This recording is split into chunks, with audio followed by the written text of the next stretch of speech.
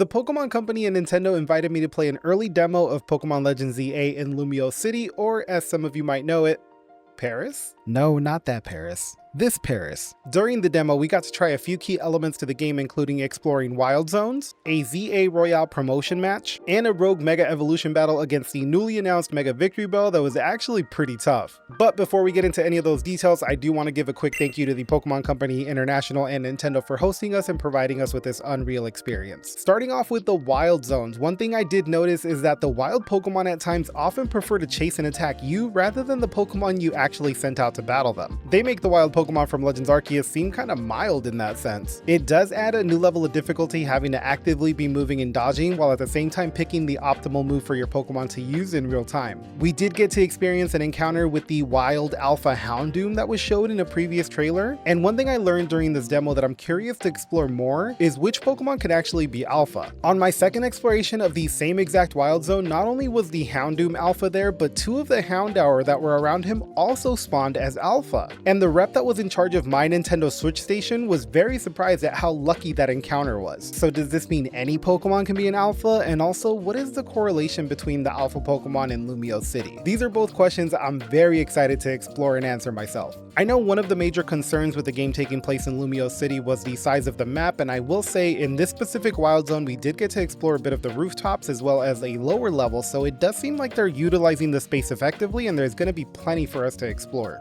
The last thing I will say about wild zones is that I did come across a few areas that were blocked off by obstacles that were targetable by your Pokemon and their attacks, but it didn't seem like any of the Pokemon in my party had the right moves or move types to destroy these obstacles. So that again is another element of exploration that I'm super excited to get into once we get our hands on the game. Before we move on to the ZA Royale, a couple of things I want to point out is that we did get to use both the character customization menu and the camera function, both of which I am very confident in saying are the best versions of themselves that we've ever had in a Pokemon game, without question. And unfortunately, I wasn't able to get any footage of these features, so you're just gonna have to take my word for it for now. And yes, you can once again hide the UI when using the camera.